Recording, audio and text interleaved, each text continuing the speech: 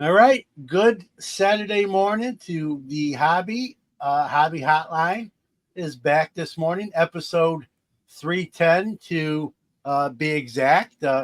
This is our last Bench Clear Media, Facebook, Twitter episode before the National, which is taking place in Cleveland this year. All three of the hosts on the screen today are planning to be there, and many of you probably in the chat room as well. We're going to talk about that. We'll lead into that. We got a couple other stories, not as big as the National, but kind of the tackle. But joining me, go clockwise, Mr. Rookie Card Specialist, Victor. Morning, gentlemen. And Arthur, collector, hobbyist, Arthur. And below us, only on screen, Dr. James Beckett. Glad to be here as always. Thanks, John and Victor. All right, guys. We'll start out with I guess it is a big story, but PSA has announced they are going to do grading comic books. Obviously, that is something that CGC and other companies are already do as part of their repertoire. I'm not a comic guy.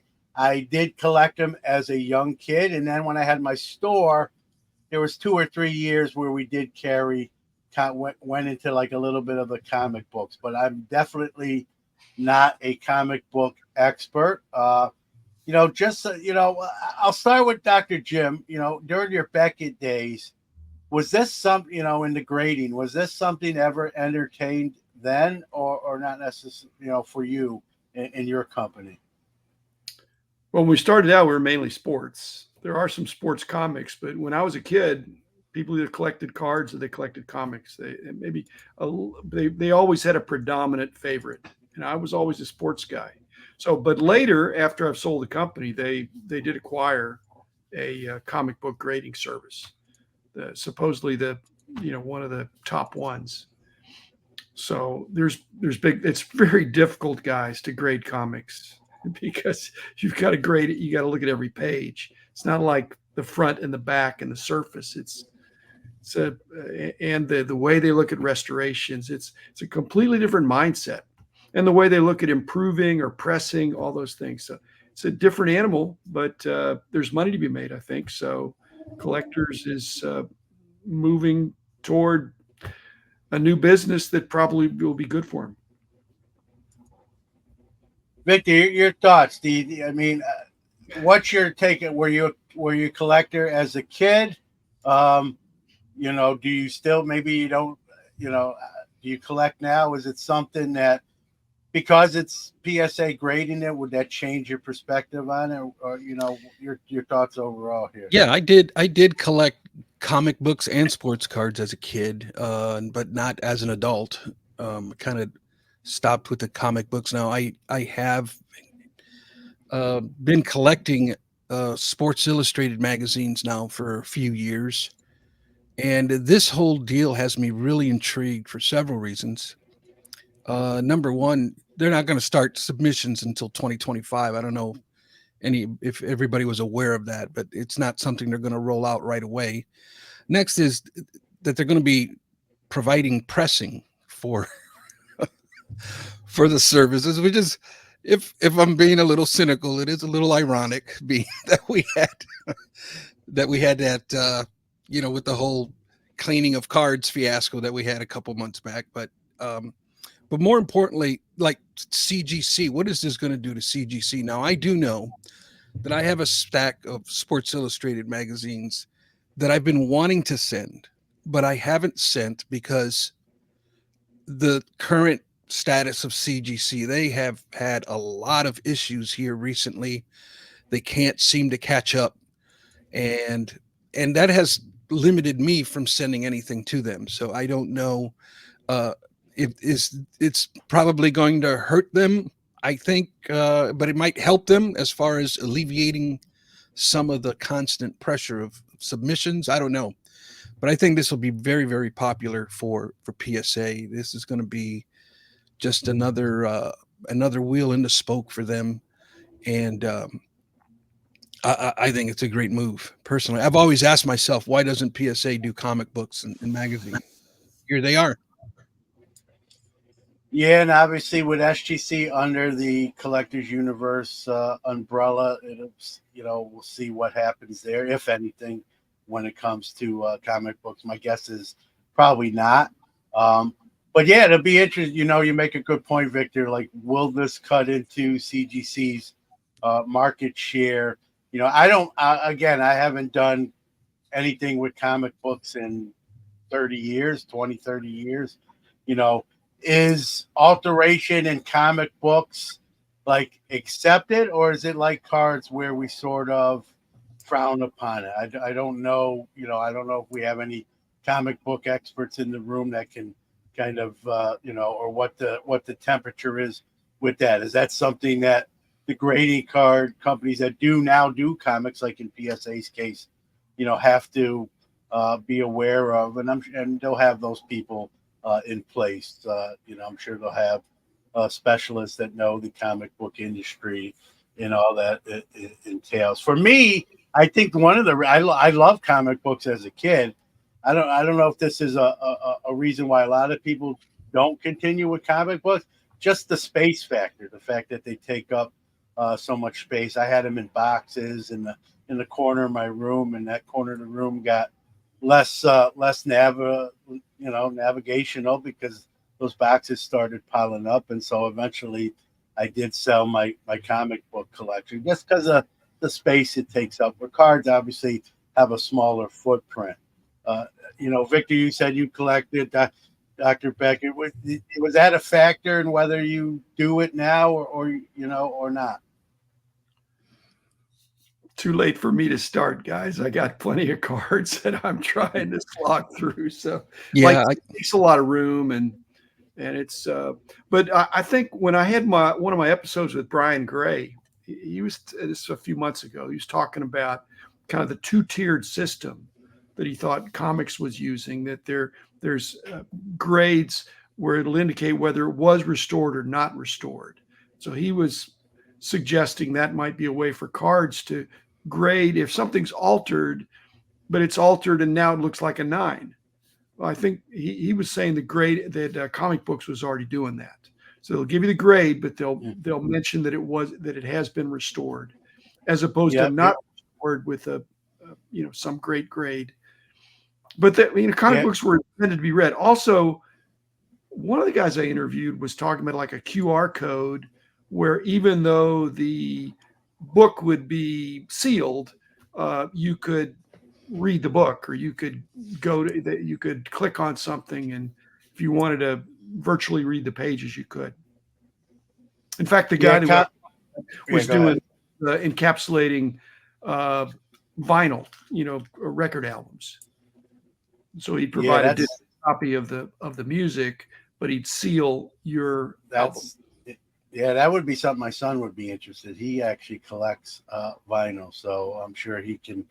I'll have to ask him about that if he knows about that. Comment from Frank Giastella, who says, restoration is accepted in the comic book world. And like you said, Dr. Becker, they were meant to be read. I remember as a kid, those things were in my back pocket. I was throwing them around, trading with friends, giving them, hey, you got to read this issue, and we weren't thinking, financially or monetarily. Again, this is the late 70s, early 80s. So for me, they just got too big and too cumbersome, and I was a sports kid and a sports fan, and so I stayed with the cards, and comic books didn't make the cut. I got a feeling that's probably a lot of people's stories. So that's mine. A couple comments before we move on.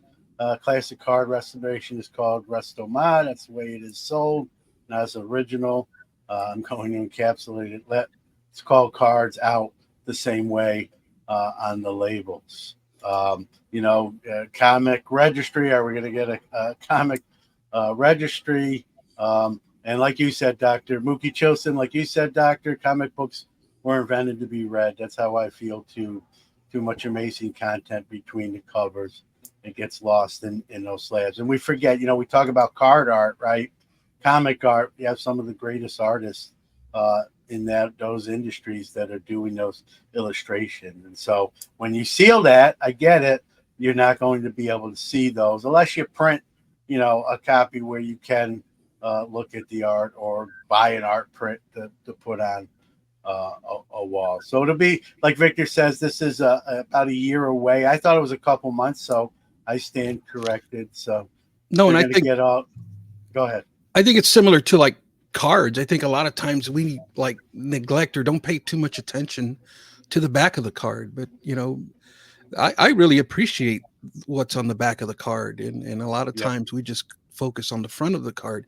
But John, I don't know, did we talk about Fanatics and PSA partnership last week? I wasn't on the show last week, Okay, so I don't remember, but I think that's we something can you can touch on it. Yeah, yeah, that's something that's pretty interesting that has happened in the past week is the partnership.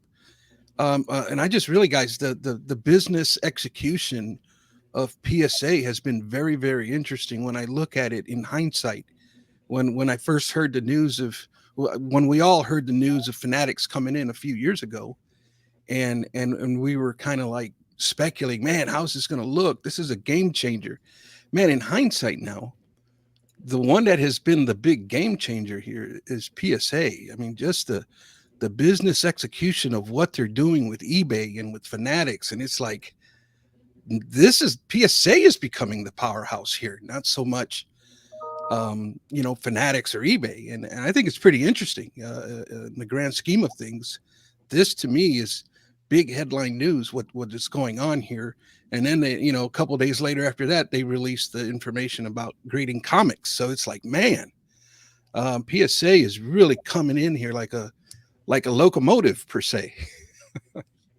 Yeah, I mean, I think that's been the trend, right? We've seen collabs, acquisitions, mergers, and I think PSA, Nat Turner, and his crew are just trying to stay ahead of the curve. I mean, you can even include the SGC acquisition. I know it's collectors, but again, the timing on that.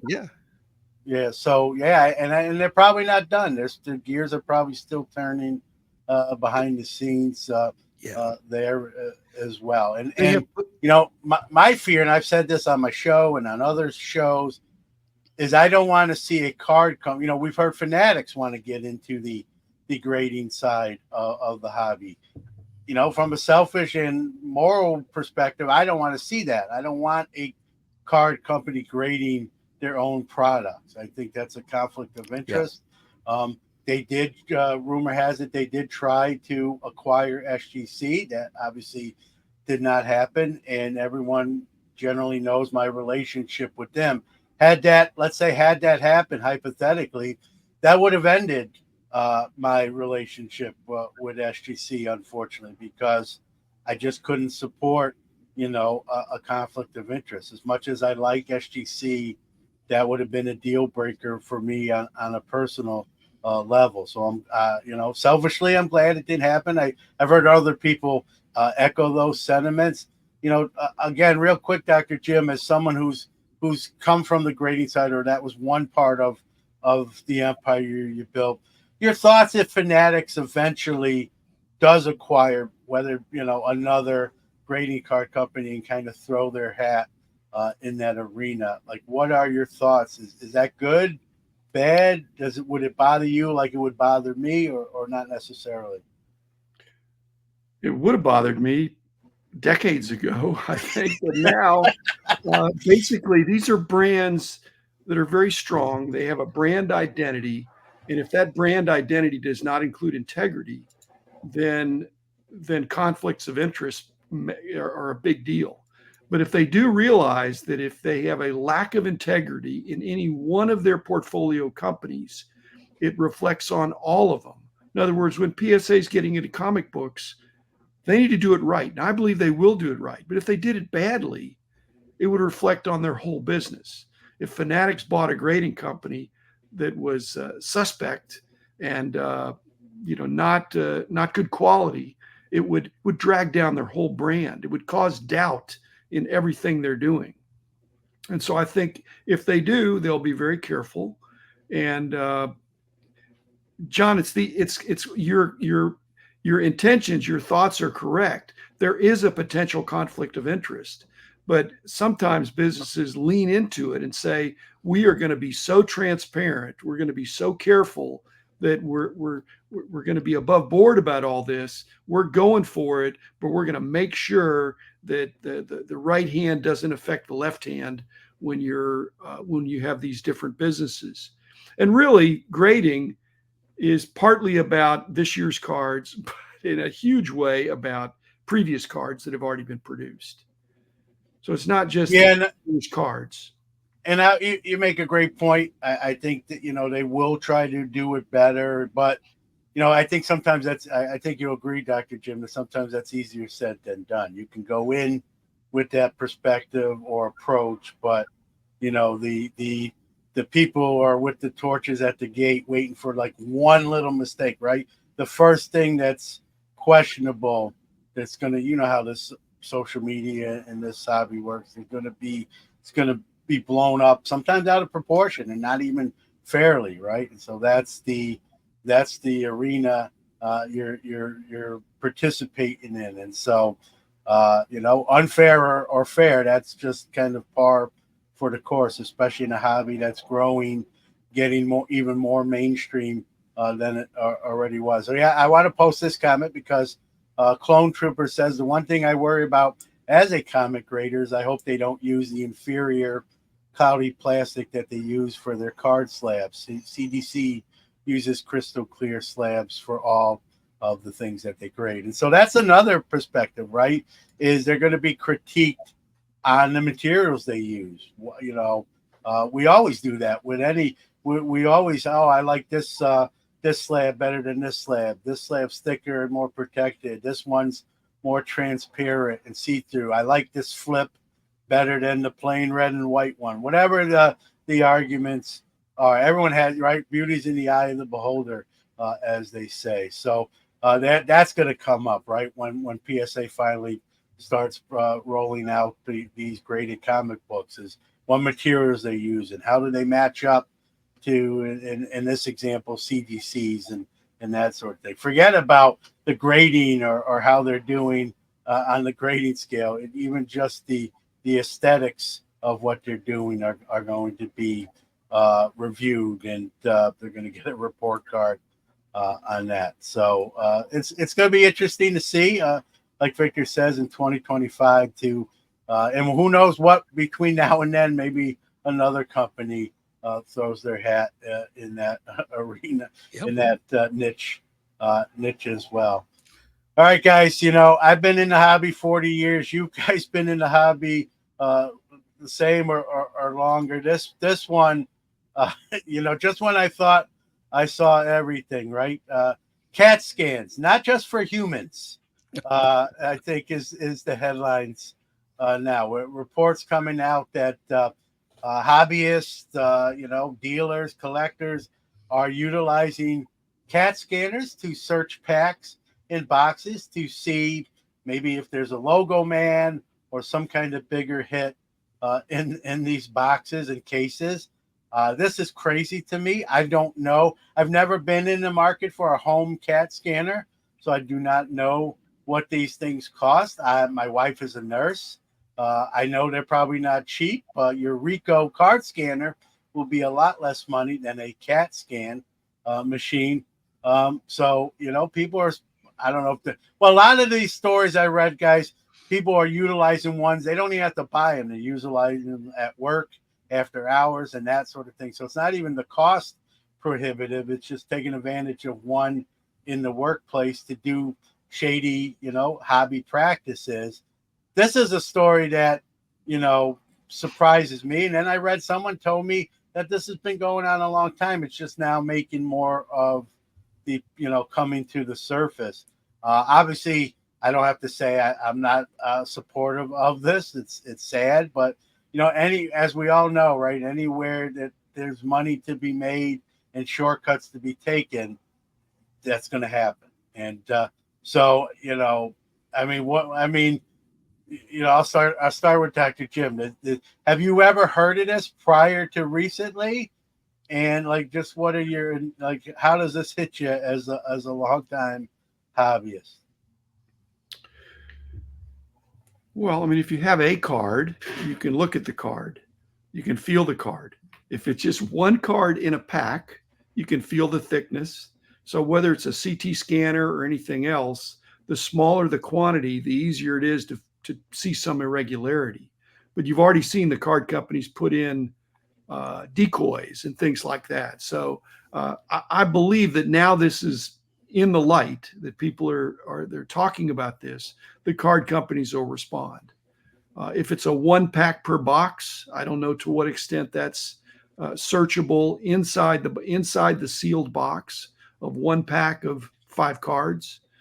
Are they looking for thickness? Are they looking for some metal? Are they looking for some I don't know that you can search for fabric, but if it's the density of materials.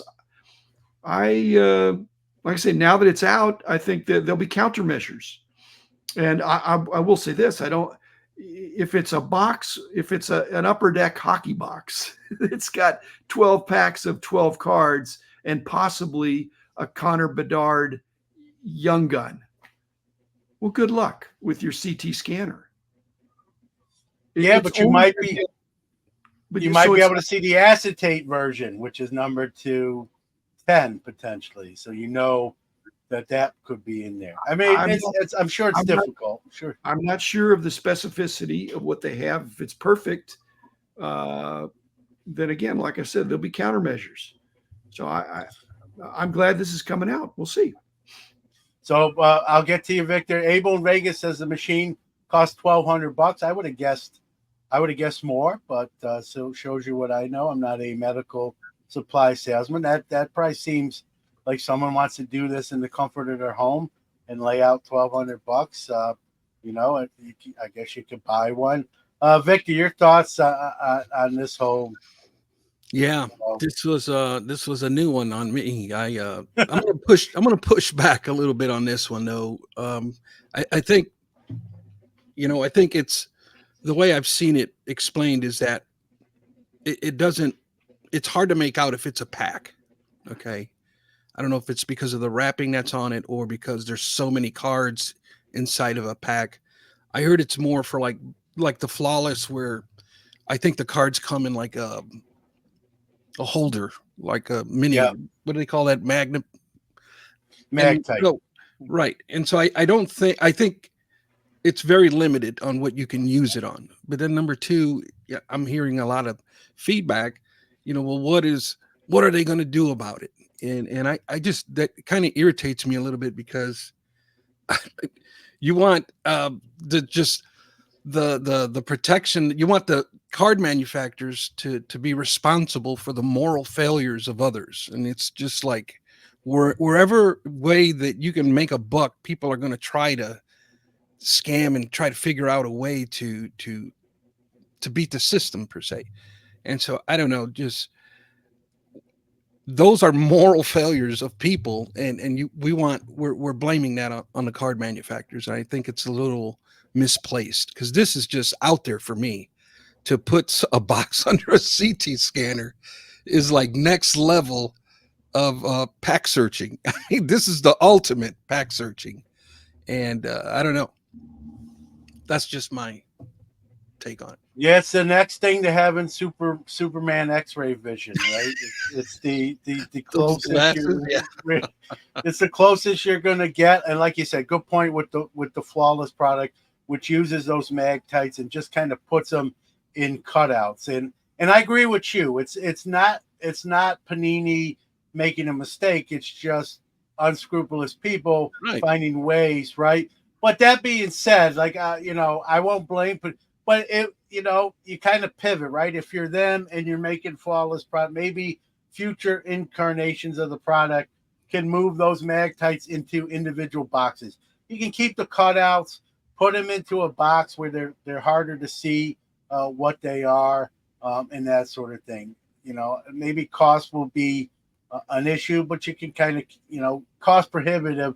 Do something like that. Right. Just kind of, it's like grading card companies, right? They have to stay ahead of the people who are altering and trimming and coloring and making fakes, right? They have to use tactics to. It's kind of a chess game, right? It's your move, now we move, and so same thing I think with card manufacturers here is I think, and I'm sure they do. I mean, this is not new territory. Maybe a CAT scanner is new territory, but pack searching, weighing boxes, weighing packs, those kind of things have all been around for years. This is just the latest wrinkle, if you will. And card companies have always been aware of this and probably trying to stay ahead of the curve. We've seen, dummy cards, right? Enter, where you think, oh, I got something big, and then it's the blank card that you'll in turn use to ship and buffer shipments when you send cards. That's at least what I do. So this is just the latest wrinkle, but I just had to shake my head when this news story broke, and like now I just say to myself, what's going to be next, right? I mean, people open boxes and resealed them. Now you don't have to, and like you said, Victor, in certain products, this is not 100% foolproof. There's some stuff that the CT scanner is not going to aid you in, but in some products it will. And those folks are, there was a comment, I think, from Abel that said, how do we know for certain breakers aren't using this on flawless products? It seems they get some of these big hits too much comparative to ratio. So it definitely raises a lot of question marks. And Abel makes a great comment there. Like they can put a wrapper that has lead on it to kind of prevent that kind of thing. But where do you think, who's going to absorb the cost of that wrapper with lead on it? We're going to have to consume it. You know what I mean? Yep. This is why I'm glad I'm not really someone that opens as much wax as the old John Newman used to, so I can avoid. This doesn't really directly affect me per se, but it's still, we care about the hobby. We're passionate about the hobby, right? We don't want to see anybody take one on the chin, and that's why we have to kind of, talk about that. So, I'm more. I think, Doc, I think I speak for most of us, at least on the screen. I think we buy more cards than wax, right? But it's still, it affects the hobby, how the hobby looks, and that sort of thing. And so we have to talk about it. Any kind of before we move on to national talk, any last kind of comments on this? Go ahead, Dr. Jim. Guys, I think this is we're missing an aspect of this that could be a silver lining, and that is that if you're just a random collector, you're not going to go to your medical office to get a single box or pack. You would have already bought it. Okay, so who are the people that have all the packs and boxes? It's the breakers. It's card shops. Yeah.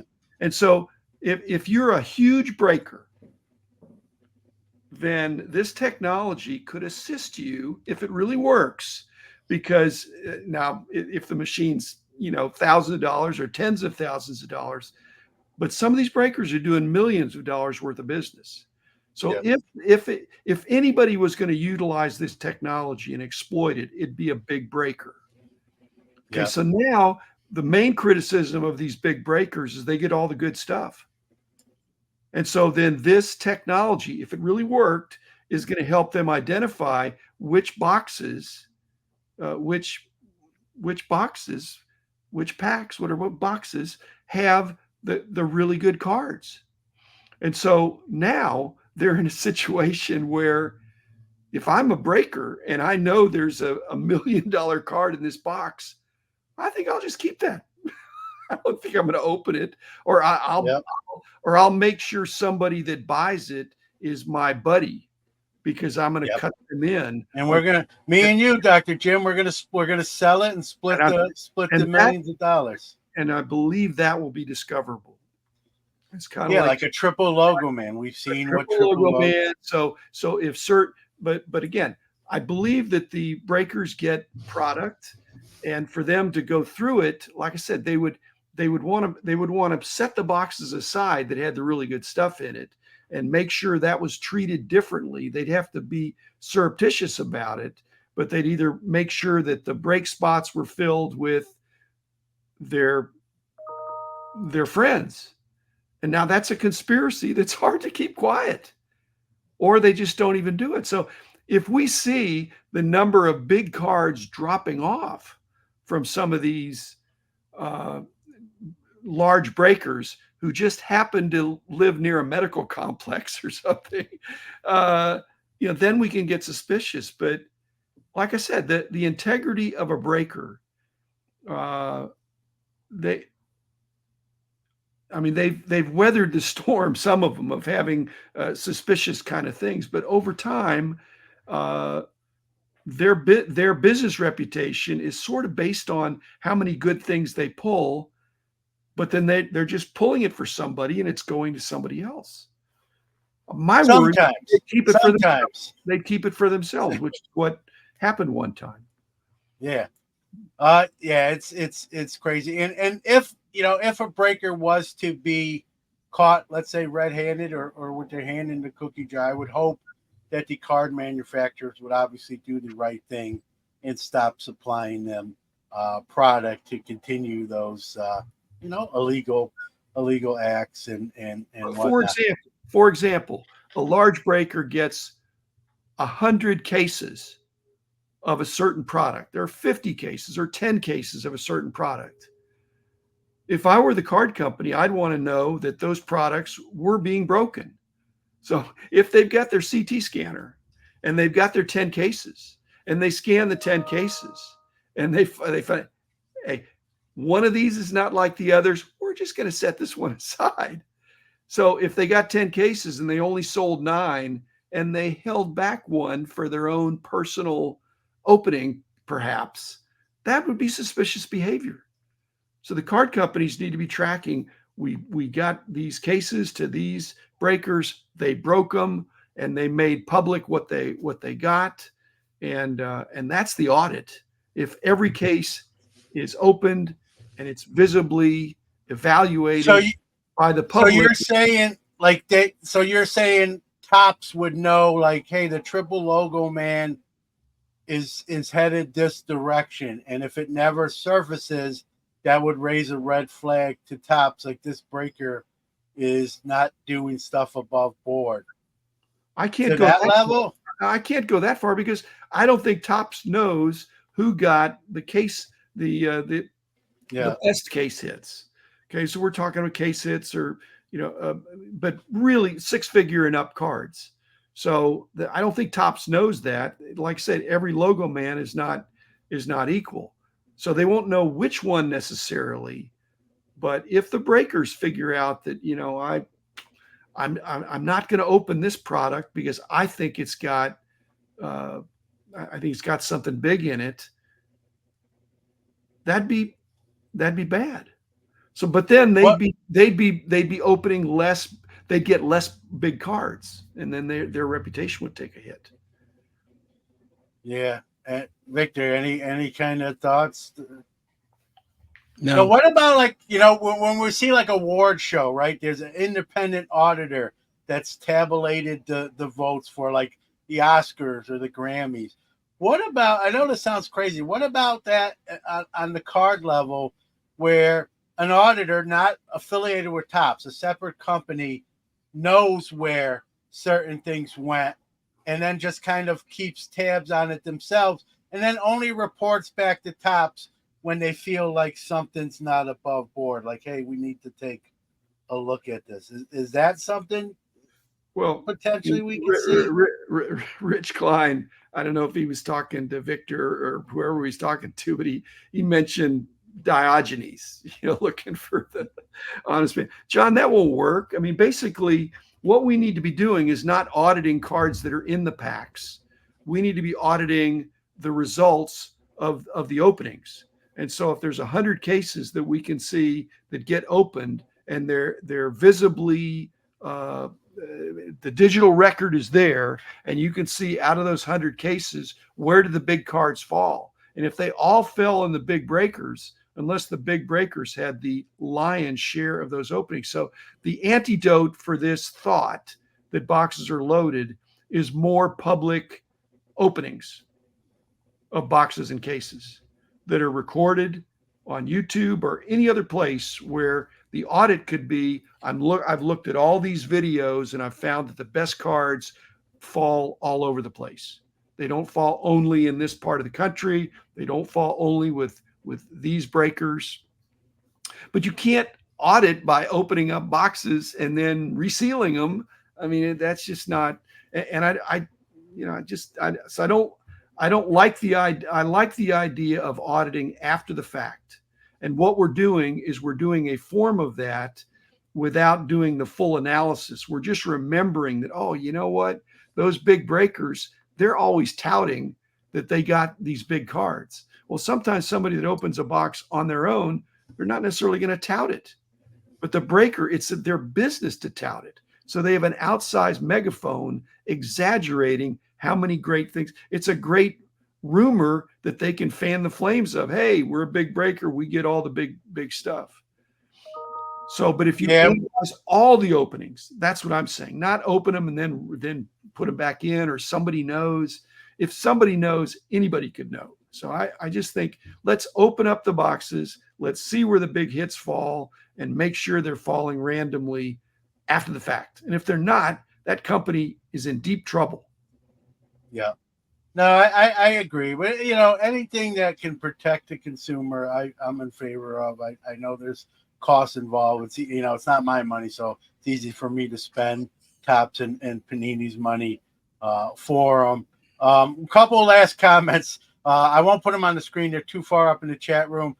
Someone corrected that a CAT scan machine costs $80,000, and a comment was made, if you're buying one for $1,200, it's probably leaking lots of radiation, and your future kids are going to look a little funny. So a couple funny comments, but yeah, I thought $1,200 was kind of low for a CAT scan machine. But all right, guys, we're 4 days away. Wednesday, the National, right? I call it the Super Bowl of the hobby. It's in Cleveland this year. Probably for who knows when it'll get back to Cleveland, as I think it's in Chicago the next 3 years. I've never been to Cleveland ever for anything, so this will be my first time in Cleveland. It'll be my first time in Cleveland for the National. I was talking to Victor before we started the show. Same on his part. Dr. Jim, you've been to every National that's ever happened, including prior Cleveland ones. For those that have never been to a Cleveland National, is it going to be different than maybe Nationals we're used to, or kind of, obviously we got now new leadership as well. That's a factor in that as well, but kind of speak to the Cleveland National, if you will.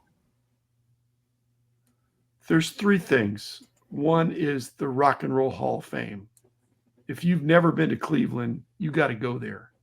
Second thing is the Pro Football Hall of Fame in Canton. That's not far away.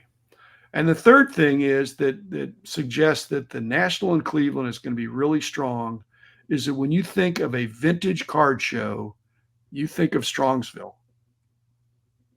And it's been that way for a long time. I mean, there's other good vintage shows, but that was kind of a purely vintage show for many years. Lots of veteran collectors in that area. So it's going to be great, but it's going to be different just because of the logistics, as I've said. It's going to be hard getting around from your hotel and back, and there's no walking around. It's a couple miles, and you can't even go a straight line because everything's fenced in and there's a lot of concrete.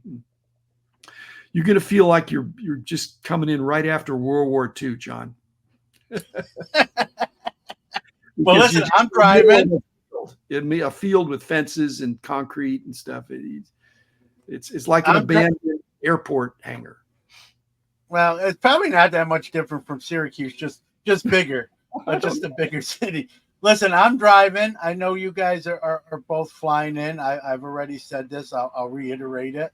I'll have my car, so if I can help, getting people from point A to point B, that doesn't throw off my schedule, I'm more than happy to do it. It's been done for me when I've flown in, so I always try to reciprocate that sort of favor. I'd say that to the whole chat room, but my car only seats about six folks, so it's a Sportage. But listen, if we can squeeze you in there, I'd be more than happy to help. I know what hotel. I think I'm a few miles from the IX Center at the hotel that myself and Danny are staying at, but I don't have a problem. And Danny's driving too, so in a sense, we'll have two vehicles potentially. And I'll speak for him and volunteer him as well. I don't think he has a problem like swinging by and grabbing someone on the way and that sort of thing. I'm looking forward to it. A lot of events, right? I'm going to I've been to the Football Hall of Fame already a few years ago when Bettis. I went when Bettis got inducted. I'm a big Steelers guy. So I've been to Canton. I've never been to Rock and Roll Hall. This morning, Dr. Jim, I think you'd be proud of me. I bought my ticket for Wednesday morning. So I'll be attending. Real quick tip. I know this is not hobby related, but since we segued into the Rock and Roll Hall really would like you to like buy your tickets online ahead and kind of state what day and time you're attending. I think they have some sort of traffic control where they don't want 2,000 people at one time and then 400 at another time. I think I'm guessing that's why they ask you what time do you plan on attending and what day. So I'm going Wednesday morning. I told them that, bought my ticket. It's $37 after taxes for those wondering what it costs to attend the Rock and Roll Hall. And so I'll be going Wednesday morning. I'm assuming, Dr. Jim, you've already been.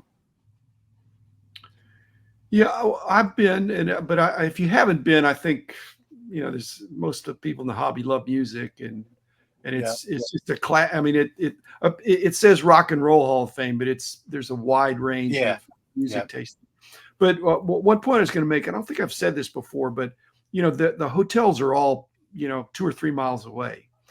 But I don't think I've emphasized that they're really, because I'm not sure exactly where you're staying. I'm not even sure I can't remember which one I'm in, but they're kind of clustered. So even the logistics are difficult, but you might be in the hotel that's 100 yards away from my hotel, which is another 100 yards away from Victor's hotel, because they're just like a row of them or kind of around the corner, and there's different clusters of 5 or 6 of them all together. And so the shuttles will pick up on the half hour or whatever, every 15 minutes. And they'll pick up and they'll rotate around. So, the national provides for that. But if the hotels were far apart, no, they're just far from the venue, but they're close together for the most part. Yeah, that's nice. That way, if someone's driving, like in my case, you can kind of make the sweep, grab people, and then head to the convention center, which is kind of what we plan to do if anyone needs it. One last question with the Rock and Roll Hall. If it's like you've been there, will this be something you go to this year, or it's kind of like, hey, been there, done that? I can go to the Baseball Hall of Fame every year. There's obviously new inductees, new exhibits. I'm sure the Rock and Roll Hall is similar. Like anytime you're in Cleveland, do you always go or not necessarily? Newsflash, my favorite place to be is at the card show, guys. I'm not even going to take in a ball game. I mean, when I'm there for the cards and my buddies and my new friends. Yeah. And I did go to the Rock and Roll Hall of Fame a pretty long time ago with a bunch of card guys, and we had a great time. But I've been there and done that. Now I'm here for the show. I'm here for the show. Yeah. But I'm also not getting a Wednesday afternoon. So if I were there Wednesday morning, that'd be an option. Yeah, well, I'm getting there Tuesday. I'm getting there Tuesday afternoon. So I'll have a day to like decompress. Wednesday we'll knock off the Rock and Roll Hall and then get to the show. And like you said, it's showtime. I am going to let me say this right. A Guardians game versus the Tigers. That will be actually Wednesday night. Wednesday night is going to be pretty busy. You got the Rock and Roll Hall for me and Danny, Rock and Roll Hall, the National, and then the Guardians game in the evening. There's also a corporate party that I've lukewarm committed to, saying, let them know depending on what time we get out of the Guardians game, I will try to make it. So Wednesday night, I'm going to be tired, I'm sure, and then get some sleep and get to doing it Thursday. Victor, you've changed the schedule. You're going to be there a little bit longer than initially thought. I'm glad to hear it. We have a hobby hotline dinner that you can now attend. That's awesome. Being your first time in Cleveland, not your first time obviously at the National, coming to things you're looking forward to, probably very similar to most people, but still on a personal level. Yeah, I was going to drive in, but I'm not a big fan of driving. It's like a 5.5 hour drive, and the car situation and here at home, and I was just like, I'm gonna fly. And it's I was able to get a flight round trip for about $230. It's a 1 hour flight, and I'm like, I'm just gonna do that. But I'm gonna go. I was started off Wednesday to Saturday. I did. I was invited to a few things on Saturday, and it's like, man, if I stick to my schedule, I'm not going to be able to go to any of these things. So I changed my flight to Sunday. I'm going to come back Sunday instead, and I'm really looking forward to really the networking of things, hanging out with friends. That's going to be my main thing. Budget wise, it's not as good as it has been in the past years, but it's going to be enough. So always looking forward to upgrading or adding to the set registries, because I'm more of a set registry guy when it comes to collecting. And then obviously, looking to allocate inventory to put in my eBay store, that kind of thing. So I have fun with the dollar boxes, and the $5 to $10 boxes is really the sweet spot for me. So that's what I really look forward to, because I usually have so much fun looking through those value boxes, and there's just some sweet stuff in there. And anytime I'm in that environment, man, it's like all of the world's problems just melt away when I'm going through those value boxes. And looking forward to that, because it's been a while. Get in line. No doubt. Yeah, I was gonna say you're gonna have to fight off Dr. Jim. I know you guys are friends and get along, but dollar boxes, all bets are off. I've seen friendship end over dollar boxes. I'm kidding, obviously. Another event I'm looking for, Hobby Hotline on the main stage. That will be Thursday at 3 p.m. Cleveland time. On Saturday, Sports Card Nation will be doing live at 3 p.m. on Saturday. I've decided to donate that hour to Hobby News Daily to cover what we do there. I know, Victor, you're a part of both of those. So hope to see you on the main stage, Dr. Jim with Hobby Hotline. And I know you look at Hobby News Daily. So I always try to use that platform to, highlight some other people and share the stage with some other people that are doing great things as well. There's a lot of those in the hobby, and some of those positive things.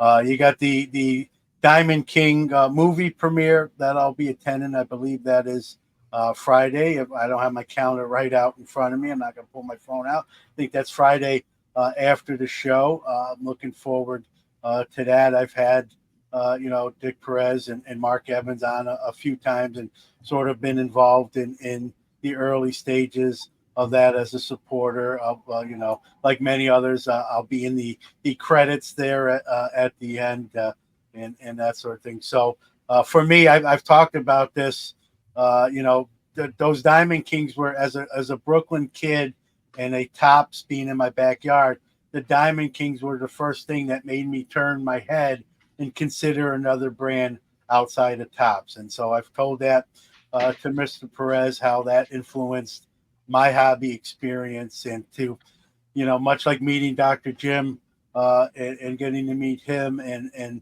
knowing the importance on my hobby journey. And if you would have told younger John Newman that you were going to have these sort of relationships with these folks years later, I would have thought you were doing something illegal or taking something. And yet here, that's the fact. And I'm very blessed and privileged and I don't take that for granted. So that's another event. There are trade nights. I don't know. I'm not a trade night guys. I like Dr. Jim. I love cards like Victor, but I don't eat lunch. So I'm a guy that will just eat like a granola bar. I'll skip lunch, and then after the show, I got to keep this weight up. So I'm starving like Marvin. I got to have dinner. So with hobby friends. So we're still talking hobby, talking life, but I got to eat some. So I'm sort of not a trade night guy. I don't bring usually a ton of cards to like sell or trade. I'm more buying and that sort of thing. Same. They're doing trade nights, as you guys know, and many in the chat room, differently this year. They're sponsored and they're going to be in-house. Is that something that interests you? You're going to attend? What's your take on those guys? Whoever wants to go first. I'm interested. It's just I typically run out of gas by that late in the evening. That's the hard part for me, but I'm going to probably check out one of the nights, and that's going to be it for me, just to experience it. I haven't figured out a way to be two places at once. And I'm supposed to be having dinner with some friends or some activity each of the evenings. And then to go back afterwards, I try to hit it hard in the morning when I get up. I don't mind being a little bit sleep deprived, but for the whole week, I really don't want to do that. So I don't think that we'll see. I don't think I'm going to do it this year. The fact that there's 3 nights, I don't know which night I should. I don't even know what I would bring or what I would trade or what I'd be looking for. It's not the way I hobby at this point. If I am going to do a trade night, it's going to be the Dallas I'll do one of the Dallas ones and try to get some sense of how I can have a good time and be a blessing to others. Maybe I can bring some stuff that because I don't usually like to sell or trade cards, but I like to buy. That might be something. So not this time, guys, for me. Yeah, it's going to be interesting. Dr. Jim, I know some of the new leadership. I knew you knew the old leadership. What do you see for as someone who knows both sides of that coin, if you will? How do you think this transition goes? Is the national going to be like? Is it going to be? Are we going to see a different? Like, is it going to be a palpable difference? Like, if you didn't know that there was a leadership change, would you be able to tell? Like, if you weren't aware of that fact, will it be palpable on that level? I'm not sure there'll be discernible differences with the consumers who are walking through the door. Again, Cleveland's a different venue, hadn't been there for a while. The dealers, on the other hand, they're kind of the bosses of the new regime. I mean, the dealers elect the board, which brings in the managing promoters, and so they work at their pleasure. And so I think that's where you'll see some differences. I think Rich and I have done some episodes on my podcast about just the way badges are going to be handled, the move in, the move out, that they're going to try to tighten up. Not that it was loose before, but this new regime is going to probably exercise some greater controls, and it's probably moving in the right direction in light of everything that's happened. And there'll be some grumbling maybe, but it's the way things need to go. We need better security. Yeah, boy, we hope we don't see a repeat performance of what happened in Dallas. Obviously, we hope that thing gets resolved with the best possible outcome. There's talk that, like you said, some people splitting tables, those kind of, they're trying to do away with that, and I get that. If you want a table, you got to go through the proper procedures to try to get one, so I think it's hard to track, right? If you had a table, Dr. Jim, Victor, what's to say I'm the help and you give me I get 1/3 of a showcase to put out my stuff. I don't know how you police that potentially, unless we're advertising that, like, wearing it on our forehead. I don't know, but It'll be interesting to see how security is, if any changes are there. I know whenever I go to the Heritage setup, those guys with the suits and their hands near their waistline, I'm always careful not to make any sudden twitches or moves, just in case. But yeah, it'll be interesting to see sort of post what happened in Dallas, like, sort of how that's handled, or they do a pretty good job already. You don't have to make a ton of changes on at least on that front. Victor, any thoughts when it comes to new Yeah, leadership? I had some pushback on this on my last podcast episode. This really bothered me with what happened in Dallas, and not so much of the actual heist, but the criticism with the current state of security.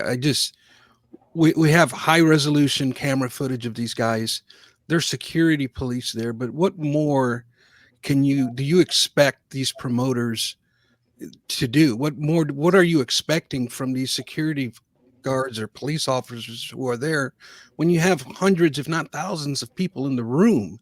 How can they keep their eyeballs on everything that's going on? It's impossible to put that task on a human being. But then to criticize the promoters, to me, the best security is me. I need to be responsible and take care of Yeah. my own cards and be vigilant in my surroundings, and not do something stupid like leaving my box Yeah. No, sitting listen. unprotected. Here, I second that. As a dealer myself, I don't have $2 million in inventory, truth be told. But you better believe if I did, that day I go to the bathroom, I'm emptying my showcase and taking that to the bathroom with me. Now I'm obviously kidding there, but man, that stuff I'd be in front of, or have some, staff where like, hey, I got to use the restroom, be right in front of this case. I think too, the other thing I thought about, with that too, is I wouldn't put that sort of inventory all in one case together. I would sort of, some of these go in this case, some of these go in this case, some of these go. That way, God forbid, even if one case somebody grabs it and runs, they're not getting all the big boy cards in one fail swoop. I guess it's easy for me to play armchair quarterback after the fact. I don't have $2 million. I've got expensive cards, but I don't got $2 million in cards at the shows. I do. But yeah, Victor, I'm glad you said that. I know sometimes someone say, oh man, you're being insensitive. No, it's just sort of common sense, man. You have that is a life-changing theft. Any theft is not good. It's no fun if it happens to you. I've had stuff taken from me at a show. Obviously nothing along those lines, but that is a life change, especially when you're full-time, right? This is what Ashish Jain does full-time. And that one is a hit right to the center of the bow. And so that was one of the, watching the video and like, man, it's just, you don't wish that on anybody, but like, man, I don't know. That stuff, I'd be handcuffed to my wrist. I almost feel like it'd be handcuffed. You know what I've seen in the last couple of years at card shows, John? I've seen certain dealers that have a little GoPro camera set up on a tripod right behind him. You know what he's doing? He's being vigilant over his own inventory. I have a dealer friend of mine that does that here at the Syracuse shows, which is obviously much smaller show than Dallas or the National. He sets up the GoPro, even if it's just a deterrent to someone thinking about it, right? Even it's like, hey, this home is protected by multiple secure. This location, smile, you're on camera. But to expect Kyle, who's the promoter over there at Dallas, hey, Kyle, you're responsible for these 3,000 people. Make sure they don't steal anything. How do you expect him to do that? Well, no, Kyle has more cameras than any other promoter. Yeah. He's in first place. There was a ton of footage. He has drones. He has cameras in every corner, in every room, and so he's already gone the extra mile But now it's being pointed out he's going to have to go the extra 2 miles or something. He has you go in the corner of the room, there's a video station there, kind of like a security station where they've got the big screen where they're watching all those Wow. all those Yep. all those video feeds. So he takes it seriously, but this was a breach in a vulnerable time with people hanging around because there weren't as many people there when I wasn't there on that Sunday. So, but Well, maybe were you wearing a disguise? Let's see those cards behind you. How about the tats? So listen. I know, it's easy to play armchair dealer and say, man, I maybe I would have been more diligent, but I really like. I'm glad you said that, Victor, because I thought that, and I'm going to do a show where I talk from a dealer perspective about that, and I just I'm sensitive to someone that just got $2 million cards stolen from them. That I don't care who you are, that sucks, right? For lack of a better way to say it. But it's just like, man, when I saw that video, it's like, man, you're like. And again, this was a coordinated effort. This was a planned, scoped out thing.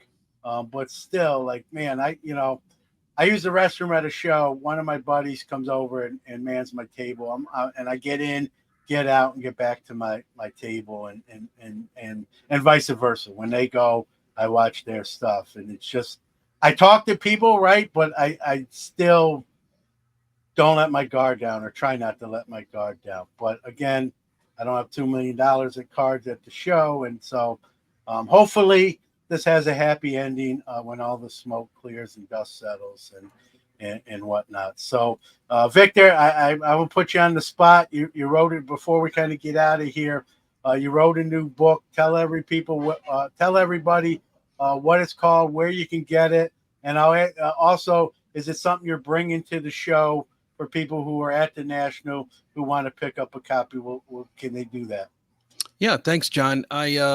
This is a show about weekly hobby news, right? Well, this past Friday, my book was released by Amazon. I wrote a book called True Rookie Cards, and the subtitle is A Systematic Approach That Filters Through the Fluff So You'll Know Which Rookie Cards to Buy is the title of the book. It is available on Amazon.com only at the moment. I will not, unfortunately, have copies with me available at the National. As hard as I tried, the timeline of getting all of that logistically done was just impossible. So I will not have that at the National, but you can get it through Amazon.com. You can get it through my website. I know I have a lot of people requesting an autographed copy. I will not have my author's copies available for 3 to 4 weeks, is what Amazon is telling me. After that time, once I get my batch of books, then I'll be able to sell them through my website, and you can request an autographed version that way. But for now, Amazon.com, it's in every social media link that I belong to, and that's at true_RCS. Awesome stuff. And listen, 2 of the 3 people on the screen are authors. I think it's apparent which 2 those are. They'll probably remain that way. I can write some essays and some columns and some articles, but I think that's my limit. I've been told I should write a book, but I don't think I could do it. So congratulations. Very, very, very cool. And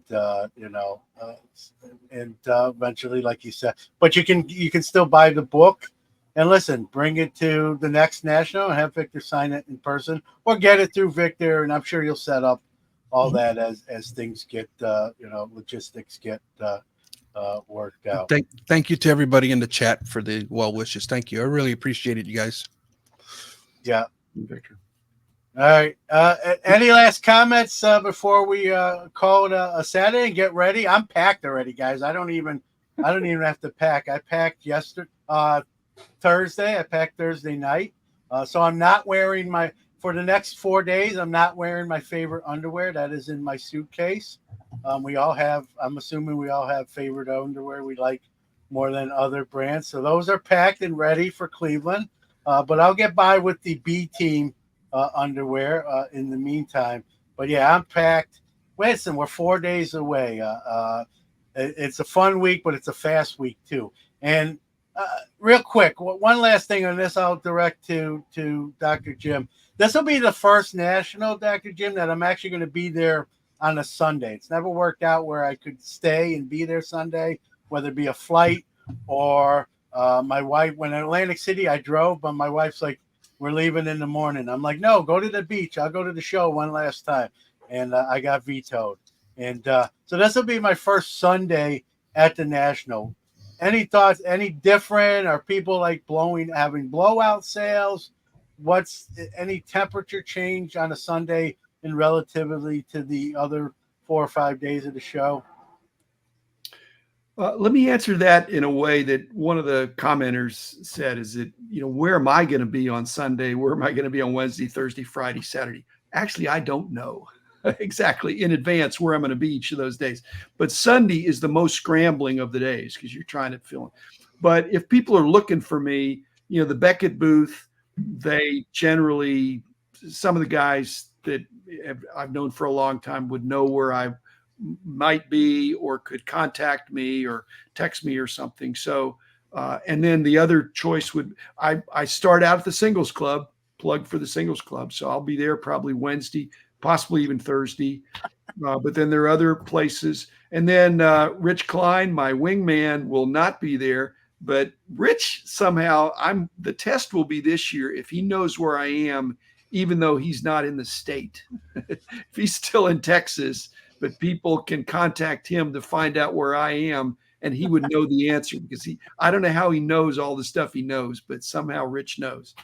So he's the Secret Service. He's Dr. Jim Beckett's Secret Service agent. He knows where you are at all times. The real Secret Service that really do their job. And but Sunday is I've made some deals on Sunday, but I'm limited by what I can carry, or there's some logistical concerns, but there's dealers willing to make. In fact, there's some booths that and you guys know from the bargain boxes, is that the best deal on the bargain box is not going to be on Wednesday. It's going to be on Sunday. Now it may be picked over, but they're going to be discounting more heavily toward the end. And that goes for everything, showcase cards as well. Yep. Yeah, I'm hoping that, as a dealer myself, maybe me and Victor were talking, we'll get a couple deals for my inventory for the local shows here. We're getting a couple requests from the chat room to drop all our YouTube channels. We'll start with Vic. Go ahead, give that out. I'm on YouTube. I am Victor, the rookie card specialist, or you can just go to true_RCS on any social media platform and I will pop up. Sunday, John, for me, I've been to a few. It's usually a sad day for me. Number one, by Sunday, I'm broke. But also when you start seeing the teardown happen, it's like, oh man, it's like the party's over, So Sunday has always been a little sad for me in that aspect. Yeah, but then you count down, right? It's 365 and 364. The countdown begins again. Real quick, my YouTube, Sports Card Nation Network, Sports Card Nation podcast. You search those, it'll come up. Dr. Jim, I know your content goes on YouTube as well. If you want to share, same name. I'm just my name and Sports Card Insights. Victor, there's a difference between broke and out of cash. That's true. And so that's the issue for me. I'm not going to be broke, but I could run out of cash. And actually, that could be a good thing. Yeah, true. On a Sunday. All right, guys. Well, man, it's awesome. Just to get, not that I needed more to get more ramped up, but talking to you guys in the chat room, being 4 days away, it'll be the 4 days leading up to it will go slow, and then the 5 or 6 days of the show will be a blur. And like Victor says, we'll be looking forward to the next one. So safe travels to you, Victor, Dr. Jim. everyone in the chat room that is going to the show or traveling, safe travels to everybody. Look forward. I know I speak for you guys.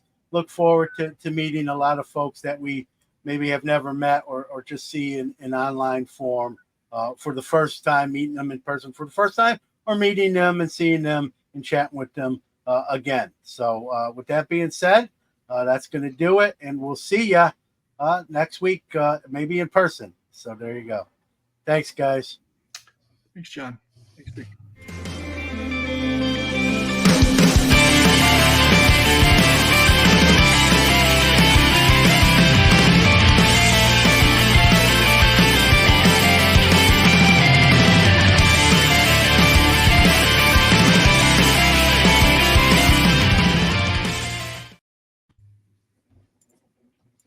And that's the way it's done.